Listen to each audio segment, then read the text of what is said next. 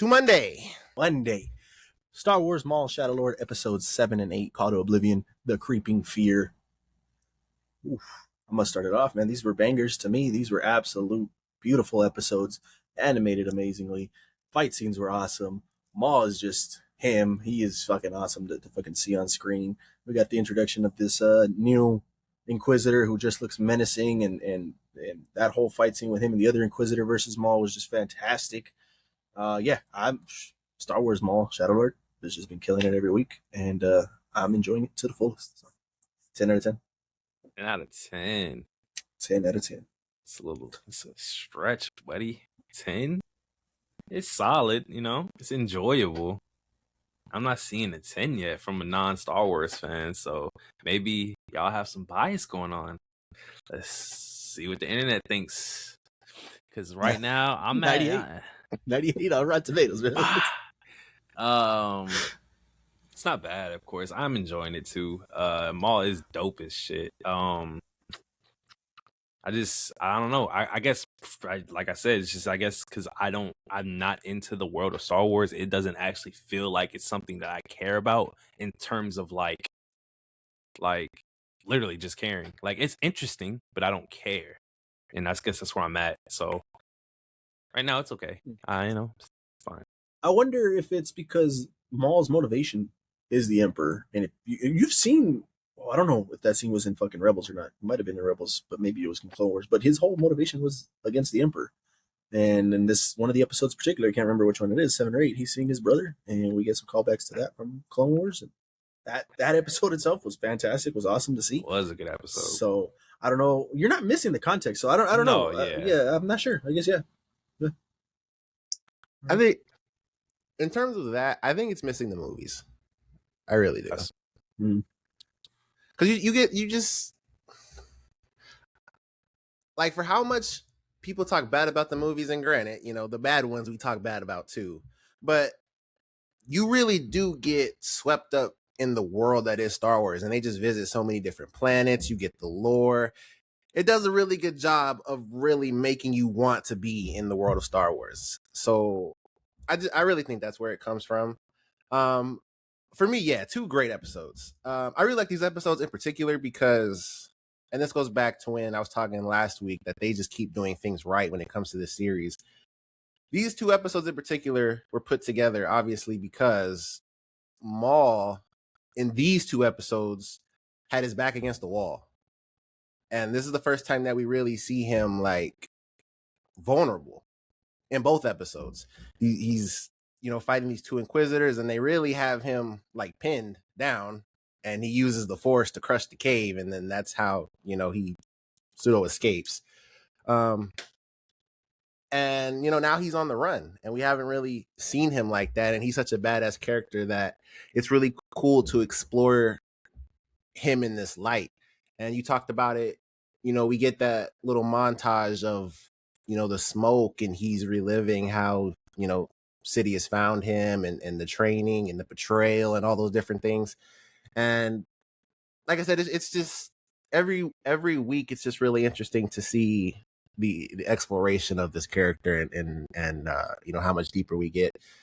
And it'll be cool to see just what the plan is for this series, because obviously we know that Maul isn't the one that takes out Sidious, so it doesn't materialize for him in that way. So it'll be interesting to see what their plan is for this character, because right now I have no idea. But I really do love watching this week to week. It's really enjoyable. Master Eco, bro, he was kind of being an asshole in this episode here. Like, the whole episodes before this episode, he's like, "Don't worry, your son's safe with my Padawan. I promise, everything's cool." And then next episode, that motherfucker gets taken and he's in jail, and then he's like, "I think we should just leave then." It's like, what? You got him captured and you're not even gonna go help, like, release him, free him? And he was like, "Nah, I think we should just leave." So yeah, he was pissing me off. But the entire time that he was making a case for, like, his son's safe, I wanted him to say, "Hey, he's in good hands." That would have been so awesome. He's in good hands, but he never did. But that would have been a cool little thing, a little Easter egg. But yeah, he's just being a weirdo. The animation, I talked about it a little bit. I don't know if you guys noticed it, but when they went through that like waterfall, the fucking water hitting the lightsaber and then the steam just coming off of it and evaporating, that shit was pretty cool. I don't know if I've seen that. Maybe I have, but I don't know but that shit just looks great. So the animation team is just killing it, and it's fantastic to see. Yeah, no, great episodes. Yeah, I like it a lot. It's like I said, it's fun. Maul's a badass character. It'll be interesting to see like where this story's going. We didn't get I think it was episode 6. He was kneeling down and telling them about Maul. We didn't get to see who he was talking to. I was hoping we got to see that a little bit. That's why I thought it was the dude that pulled up, but it's not. Yeah, I doubt it's him. Like I'm assuming that dude just got called in to help. Mm-hmm. So I was hoping we got to see Vader. That'd be cool if we got to see a little bit of Vader. The obvious pick is it's Sidious, but I'm hoping it's Vader. So that'd be cool. But yeah, The Jedi Master. And I knew I was recognizing his voice, but I guess I've never looked at the cast. He's the fucking Allstate guy. that's what I said. He's in good hands. That's funny. Yeah. Two Boots is cool. I'm liking that. The androids in this, by the way, are great. And Two Boots is cool. He's like, oh, you recognize me without my boots? He's like, yeah, man, you're my buddy, of course. And then him kind of just like abandoning his post and abandoning his officer duties and things like that. He's just like, nah, yeah, you guys are my boys. I'm all right with y'all. Pretty cool. And then the little droid that Maul has, man. That honestly, that's my favorite droid, I think, in Star Wars. Like that motherfucker is funny. Damn. He's got resources. He could fly. He talks. He said smile or some shit like that in one of those episodes. Like, I'm loving that little droid, man. That little droid, he's getting. He picked up a trooper, a stormtrooper, just dropped them off. Like, what? Hell yeah, he gets down. So that's probably my favorite droid in the Star Wars verse. Pretty cool. I'm liking it. I don't know if he has a name. Does he have a name? I don't know, but there's some great fucking droids, man. Yeah, absolutely. I mean, obviously R2D2, BB-8. I don't know how you guys feel about BB-8. I don't know. He's all right. Yeah. C-3PO. Yeah, I mean the two classics. I mean that's always gonna be tough to beat, and especially because they're a duo and they're fucking awesome. The one in Mandalorian, I can't think of what his numbers are, but he's really cool. I don't know. That's there's great droids. There's great droids. Yeah, that is interesting. There was something else I was gonna say, but Wagner Moura, anything with him going on?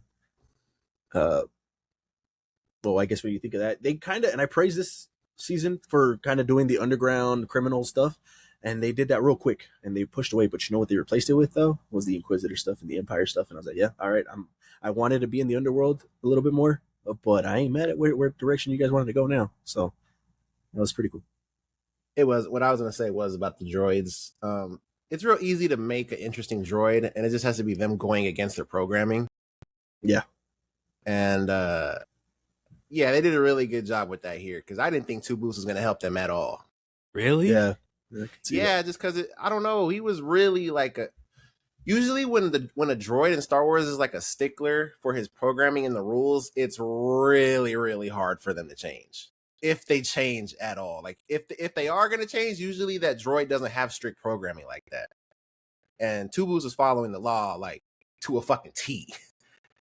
It's just the boots seem like the symbol for the difference, which it was, but like him having the boots, even though he follows protocol and then he gets told that's against protocol. So it's like, dang, so really he really wasn't following the rules the entire time.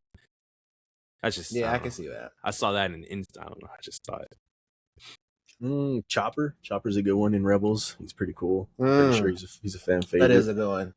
IG-11 is the Mandalorian one. Oh, IG-11, yeah, that motherfucker's pretty cool too. Cal Kestis is in the Star Wars game, Star Wars Force Awakens, I think is that one.